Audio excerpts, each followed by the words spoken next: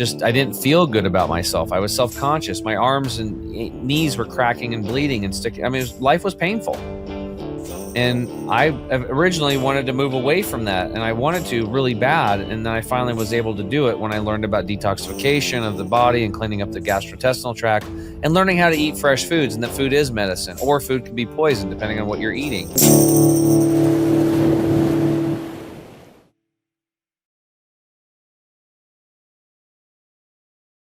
Hey, Inspired Tribe, my fellow freedom lovers. John Nolan here. Thank you so much for tuning in to another Inspired Conversation.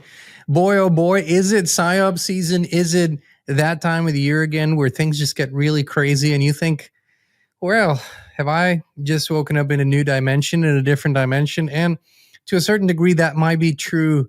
But I also think that we're seeing the revelation of so many things. We're seeing, the sickness in our soul, in our psyche, in our bodies, of course, and everything is coming to light. That's part of this season.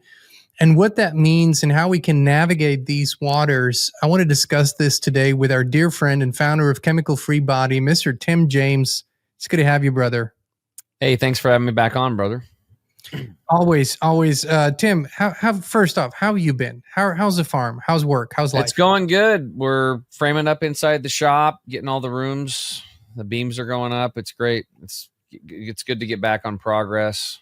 Chickens are doing good. Ducks are good. We're getting quotes and stuff. We'll be launching the website. We're starting to build out the website. So I'm not even going to say the name of it because I want people to go looking yet, but we're going to get it up soon. And we're very excited because I actually wrote out the vision and mission statement. Maybe when the farm website's ready, I'll come on and read them. That's fantastic. We'd love that. Yeah. Having recently moved to our dream farm here and we're working the land, getting to know it and the animals and all the rhythms. It's such an exciting journey. There's not a dull moment in this. And there's nothing more in this world, nothing more beautiful than living with the land. Like that's it. That's the culmination of life, to me at least. But Tim, you're in Oregon, and Oregon is known, at least the city parts are known for, let's just say, people that have different appearances, different beliefs, and sometimes very out there. That would be Portland and Eugene.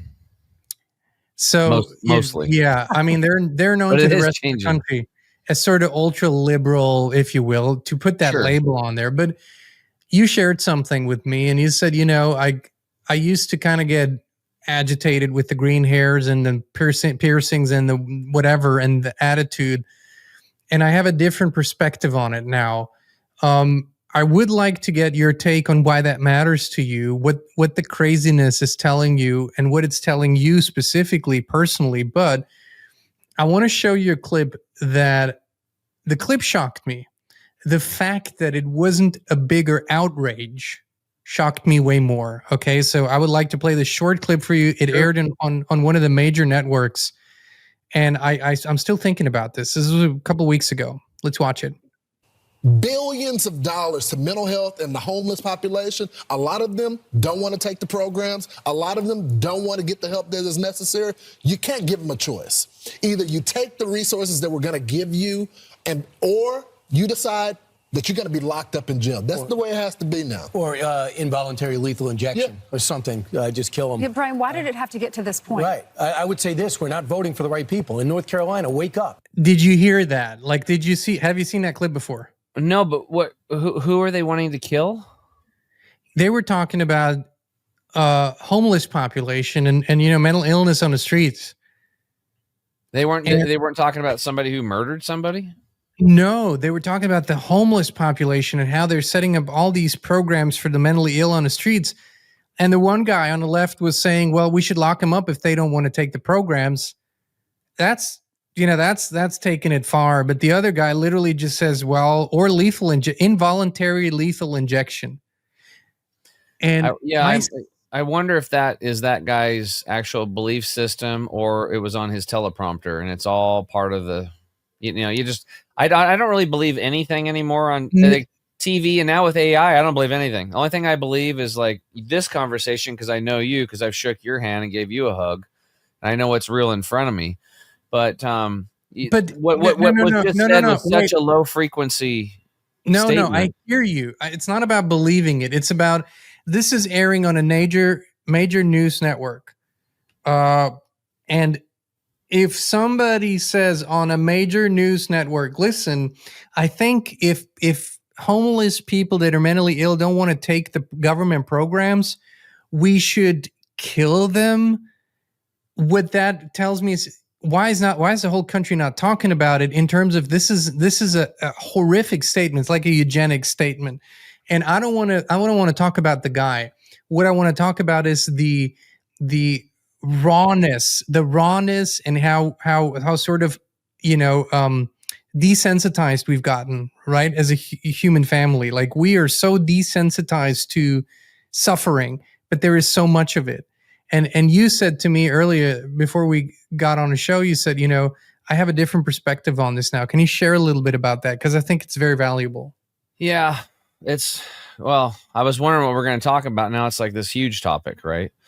So if we go back, I mean, people used to be on the front porch, and they had big front porches, and this was in town, and people in the communities would hang out together in the yards and the front porches, and it was community. And there was families. There's a mother and a father and children and all that stuff. And, one family member in the 50s could go out and work and make a good living, and one could stay home and take care of the kids and raise them. They wanted to make sure. And now it's like crazy.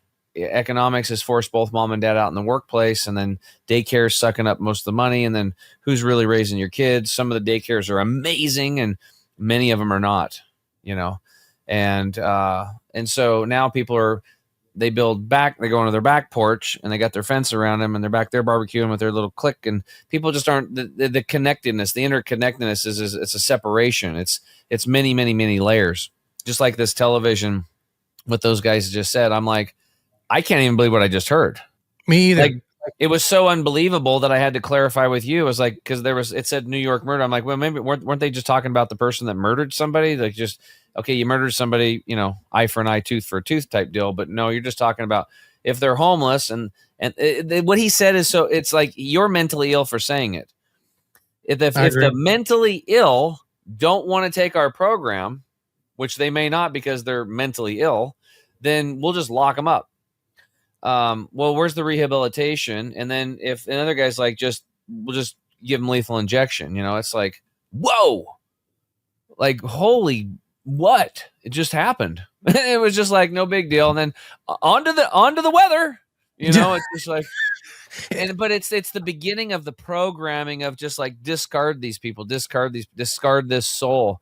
And so this all ties into what I was talking to you about. It was like, and I mean, no offense to anybody, okay? But I grew up like redneck around a bunch of really conservative type stuff. I don't even like using these names and stuff like that.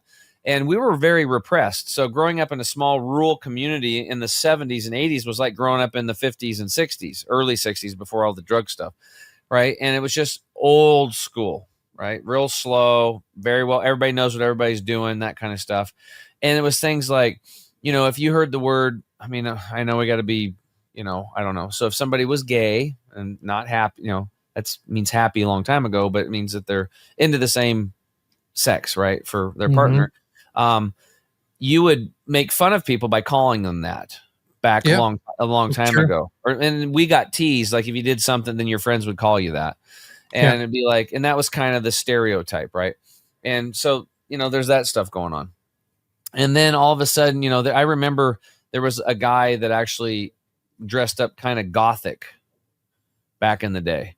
And that was, whoa. And he was doing marijuana, right? And that was like, so that he was kind of in that thing. And and he was talking about purple kush. And I didn't even know what that was till years later, and he was like teenager doing this stuff. Well, now, and it looked weird because it was different.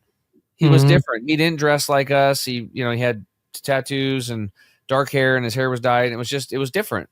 It was funny because later, as he became an adult, he was a contractor and cleaned up, had a kid, no problem. But that was a phase he went through. So he's a good person the whole time, but he was a kid trying to figure things out and trying to fit in or whatever, right? And so as I got older, then as this degradation of society, which what we're talking about here is all these homeless people are cropping up all over the place. And just to say, oh, well, let's just drain the infection, rather than it's like, what's causing the infection in the first place? Let's pull out the sliver, right? What's causing the infection in the first place? And that's where all the focus could be. Instead of saying, if they don't want to take our programs, we need to lock them up or euthanize them. It's like, we have got, as a community and as a connected society, we have got to get to the root problem of this, and we can't expect other people to do it. It's going to have to be working class people, boots on the ground, doing it. And that's where the rubber hits the road. You have to actually get off your butt and do something. But if you don't do this, you're living in these people are going to be intense. They're going to be all over the place. You're part of the problem if you're not part of the solution in this point, right? But I think as a society, at least since the Industrial Revolution, we've lived in a dog eat dog society where, you got to make it no matter what. And you break your back figuratively and literally to make that happen. And you're at the expense of someone else, taking advantage, using each other. And it's gotten so normalized that there's not even like it's just what it is. And now we're at the stage where we're dealing with all of this on all levels, like physical, spiritual, mental, like on all levels.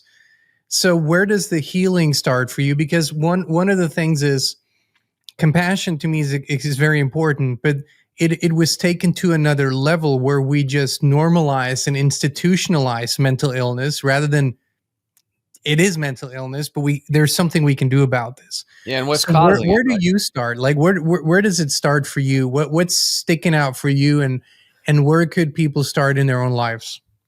Well, it always is going to probably go back to your belief systems, right? So my belief system before was, if your hair, and again, I don't even care at this point. It doesn't matter to me, because if your hair is green or purple or pink or blue or whatever, and you want to be tattooed all over the place and nose rings and all that stuff. See, for me, I don't do tattoos because I know that there's heavy metal poisoning, and I don't like pain. So it's just not something that I want to do. There's just no way. I don't like pain, and I'm not putting heavy metals into my body. I've been working for 15 years to detox my body of stuff. And I was sick with heavy metal poisoning and lead, so why would I put it back in?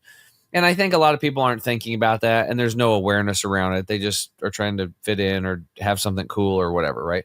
But so all the different colored hairs, all the tattoos, all the nose rings, the piercings, and all that kind of stuff. And that's a lot. It's different, right? That's different than the way it was like when we were raised. And now there's a lot more people doing it. So you see it everywhere. There's a lot more drug use. You can go into Walmart here in town in La Grande, and I can just tell the people, there's a lot of people on meth and stuff. They're on drugs. You can just tell.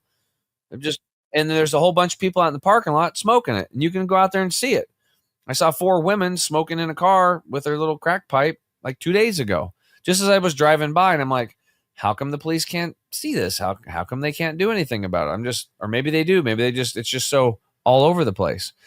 So I was getting frustrated. I would actually say anger. And in the very beginning, I would actually, I would say years ago, before I had any spiritual training, it was like the word hate was there, but that was putting that on me, because hate's a very low frequency word. I dislike that stuff. The bottom line is I would, instead of getting upset with these people and this whole thing, is realizing the key word here is people. Okay. That they're a person, and they are the eyes of God. They are another aspect of the same place where I came from.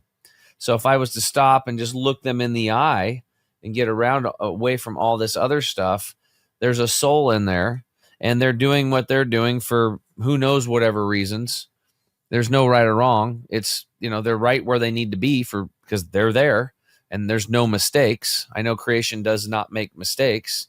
And so maybe on a higher level, we're all making these agreements that certain people are going to do certain things and certain people are going to do other things to create all this contrast for us to grow, because it's forced me to have tremendous spiritual growth, to stop judging people from the way they look or what their choices are, their sexual preferences, and understand that on a spiritual level, if you're in spirit, you're just energy.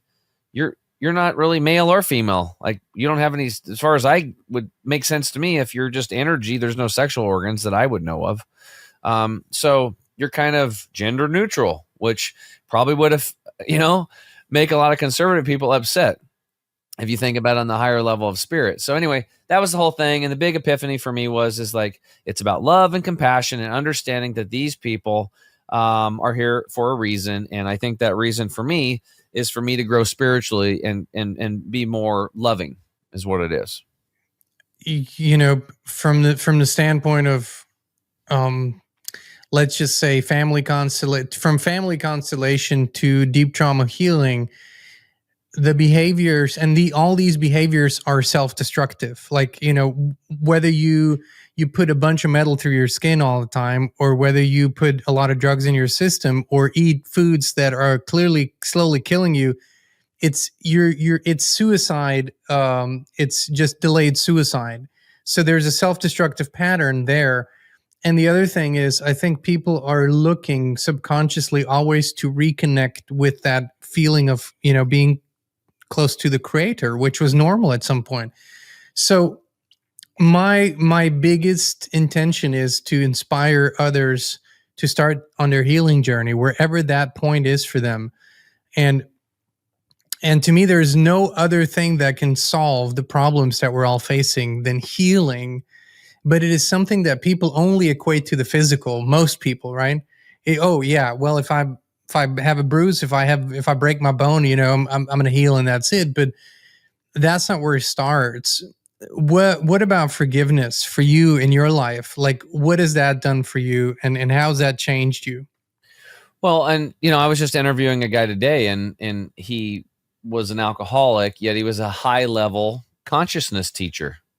So he would lead big 2-3 day events on stage, and then so was Alan Watts. I don't know if you know Alan Watts, but he died of liver cirrhosis. That's what he died of. Well, and then this guy would go be blackout drunk for 3 days, and it was this yo-yo thing, and he talked about all it. And you know, he said the first 6 months of sobriety, he was hating himself. So I think the first part is forgiveness is forgiving yourself. It's just like, it's all part of the journey. And like I told him, it's like, how exciting. Like, you're going to be able to help more people now because you went to the lowest lows. You know, you've experienced it. They're going to relate to you. And there's going to be a whole bunch of people who are like, well, geez, I only drink a lot on Fridays and Saturdays, and I'm kind of screwed up my relationship with my kids and my wife. But this guy ruined everything. He lost his wife. He lost his kids. He had to start. Oh, it's like, I can do it too if he can do it. Right. So now he has a chance. He's part of that hero's journey where he's gone through the deepest dark stuff and he's come out the other side, and now he's really leading. But and it's good because we're not perfect. Right. It's actually, we talked about this before. It's like, on a spiritual level, 100% perfect. And you are perfect right now. Creation makes no mistakes. You're right where you're supposed to be.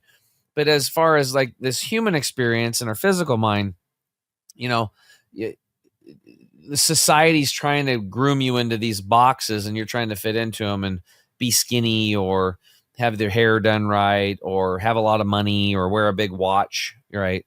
And have a fancy car that's worth 200 grand. You know, it's this kind of stuff, you know, there's really no value to that stuff, but we're trained so much to be like that. And then by doing that, we're just taking ourself and tossing it off to the side and being, that's why some of these people, they work hard and they're successful financially and they're miserable. That was going to be my next question is, a lot of people, like you say, that, you know, they're obsessed with their work. They're obsessed with making money and they're good at it. Okay. You are obsessed with helping people heal. Like, that is literally your obsession. I've met you in person. We spend time together. We've spent time since. And that's all basically 90% of what you think about, what you do. Where is that coming from? Like, what is this ongoing drive for over a decade to do this? Well, because I've been through the gauntlet. Like, I've been on the edge of the cliff. I thought I was going to fall. I was living in fear.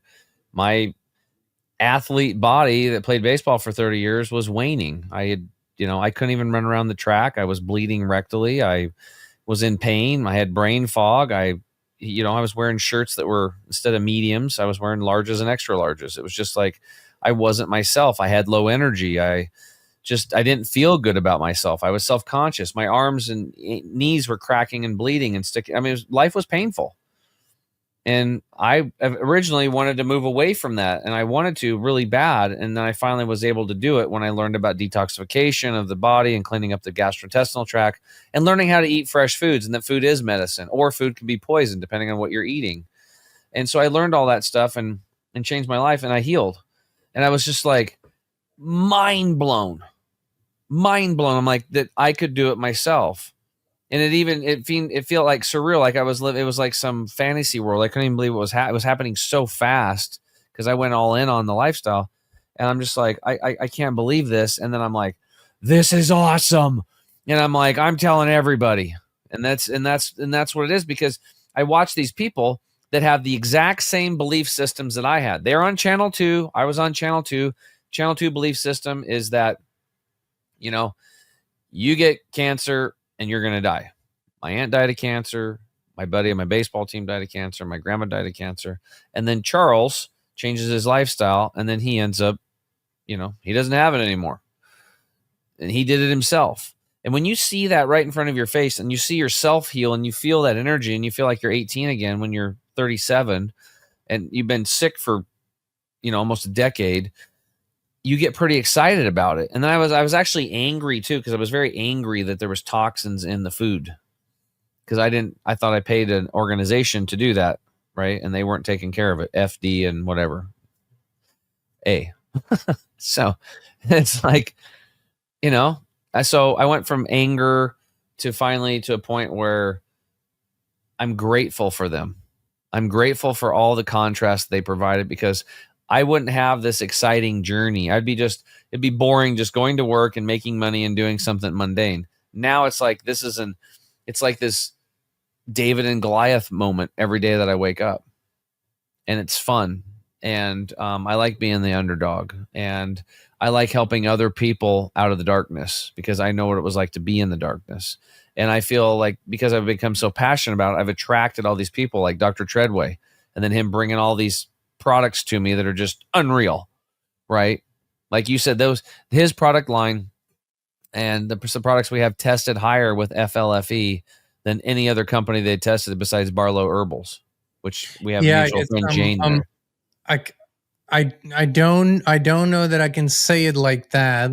What I can say is that they tested extraordinarily high. I want to make sure that we stay accurate, but they tested extraordinarily high.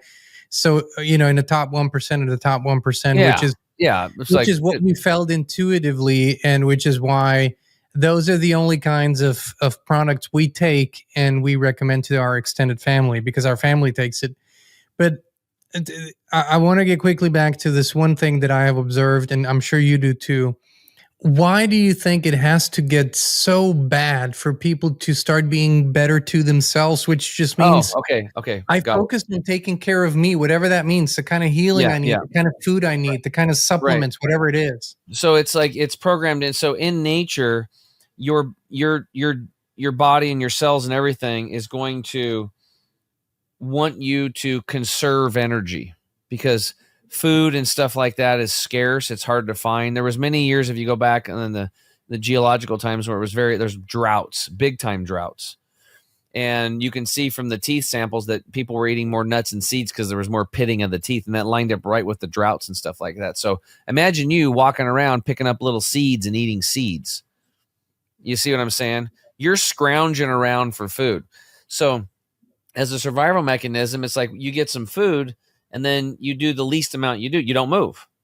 You're chilling out, right? And then you go find food. So our job was getting up and finding food, and mating, and probably protecting our area, and being in a tribe, and and that's it. Like that was rinse and repeat. So I think it's baked into us to kind of just do the least amount possible, right? Now, then you dump on top of it all the modern conveniences, which allows you to do that in a big way. I mean, people find out how lucky they have it when the electricity goes out, and all of a sudden it's like, oh, the refrigerator doesn't work. I don't have heat. I don't have AC. I don't have light. And all of a sudden you got to go light a candle. You got to be more mindful. You're going to go to bed when the sun goes down and when it goes up. So I think that stuff is kind of baked into us. Then on top of it, we have all the stress and all this social conditioning and all this stuff, and video games and stuff. And it makes people sedentary. People are getting very, very, very sedentary. So it's been feeding itself. But I want to let people off the hook and just let them know. I think a lot of this is baked into the genetics and the DNA of just survival. And so you just have to be conscious about it to understand this and to want to get out of it and understand that there is a better path, and it's a lot more fun and it's more exciting. I usually say, and this is specifically to trauma healing, but it applies to all kinds of illness or problem. How much you suffer and for how long you suffer, the distance is from wherever the root cause when it happened to when you make a decision that you're going to change something. So that might be 3 days, 3 weeks, or 30 years, but that's going to be your distance of suffering. The moment that you make a new choice, you're already 20% better just because you made a new choice. That's like that. It always, like, if you say not a day longer, I'm making the change today, and it starts by I'm deciding on it. But you've been working with hundreds, if not thousands, of people over the years, one-on-one. How long until people can see and feel some substantial results when they get started, whether that's changing their nutrition, adding exercise, transforming a sickness into better health? What would you say is the average? Well, it depends, but the key for us is, like, it doesn't really matter because everybody has different motivators. If you have like stage 4 something and your back's against the wall, gun to your head, and you're like, I'm not working. My job is getting well.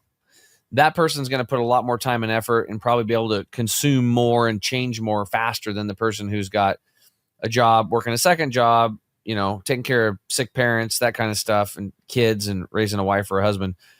I guess some people are raising their wives and husbands and the kids. So I guess you're a real big warrior. You signed up for it. So you're strong. If you're in that position, you're a very strong person. Otherwise you wouldn't be given that gift, I guess. So, but, way to reframe it, Tim. Yeah.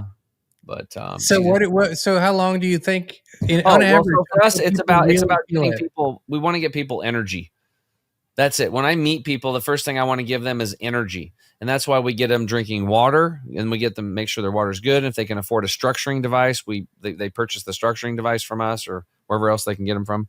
Or they just start putting chia seeds in the water and structuring their water, flaxseed, or juicing green vegetables, because the water inside of cucumbers and celery is already pre-structured. Getting lots of structured water into their life, getting green juices into their life a couple times a day. And then we start cleaning up their gastrointestinal tract, because the average person has like 6 to 12 pounds of that impacted fecal material in there, and their cells are also plugged up. So we put them on gut detox and toxin detox. And then we put them on the silver to start balancing the gut microbiome with that triple action nano silver. So that's usually how we start people. We give them energy as we're cleaning up the mess. And it's very gentle, so they can do it without diarrhea and that kind of stuff. Now, what I'll say as far as transition is some of these habits, like drinking adequate amounts of water, chewing your food until liquefied, powerful transformational habit. Less than 4% of people are doing it. Avoiding liquids with meals. Every time I go out, they're like, would you like something to drink? Now they're starting, you don't want anything to drink, do you? Nope. I ain't drinking while I'm eating, because I don't want to dilute those digestive enzymes that work so hard to put in the food when I was chewing. And, and so I learned these things, and I learned to do some breath work before I eat to calm my nervous system, bring the blood back into the gastrointestinal tract and the organ systems to digest and process my food. And so those habits start sticking about 4 to 6 months into the program for most people. Now, as far as people, being in a certain situation with their health and being able to get out of that situation and feel normal again and consider themselves, 2 thumbs up, clean bill of health, that's usually about a 2 to 3 year process for most people. And it doesn't matter where you're at. And I don't care if you have stage 4 something or you're an Olympic level athlete. It's 2 to 3 years of changing your lifestyle to get your immune system to be boosted, to be up there like a top. That means that's, starting at your standard American diet, your standard American lifestyle. That's what you're talking about, which is. Yeah. So what does that mean? Yeah. What does that mean? If it's 2 to 3 years, because people are like, I want to do a 5-day detox and then go back to doing what I'm doing. No, it's like when we went to the Institute, they were like, you thought you were going to come here for 3 weeks and that was it. It's like, this is a 7-year program. It's basically a lifestyle, right? You know, yeah, and this is what we're telling people. We've been telling for years. People ask us, you know, with all this stuff, what if a blackout happens? What if something bad happens? How do I prepare? And I said, preparing is one thing. Changing your lifestyle to where your lifestyle is the preparedness is actually the goal, where you don't worry about it because you live an independent life. You have that. And it's the same with your health. It's not getting a break from the lifestyle. It's changing it completely. So, you know, to us, like I said before, for our family, and we take your products because it's one of the top operations in the world in terms of excellence around the products and your spirit, of course. Where can people learn more from you, how you do it, what you do, what a good sort of procedure is, where to start, and where can they get your products? Well, that's all at our website, chemicalfreebody.com/inspired.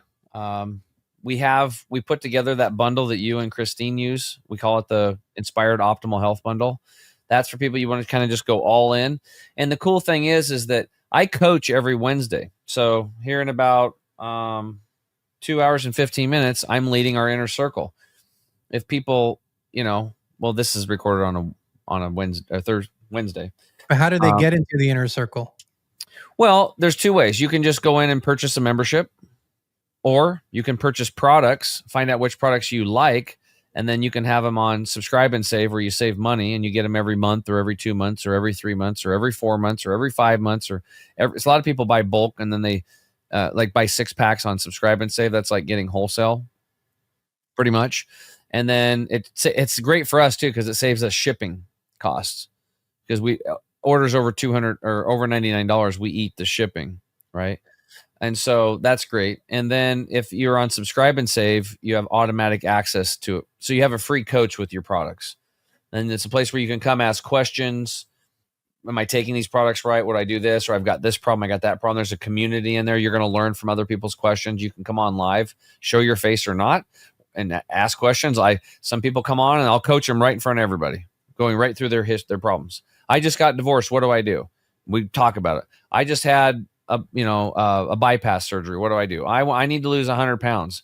My husband left me. Whatever, it doesn't matter. My dog's got a rash on his butt. What do I do? And we try to support them, right? And then the community's there, or they can put their questions in the chat. So I wanted to make myself available for as many people as I can. So we just do it every Wednesday, and they're recorded. So if people want to go back and listen to them later, which a lot of people do, they'll go back, and the ones that really resonate with them, and they'll take notes and then start taking action in their life. So we have that. And I also have the podcast, Tim James Unleashed. And we have an episode going out every week, or coming up on 300 episodes. Wow.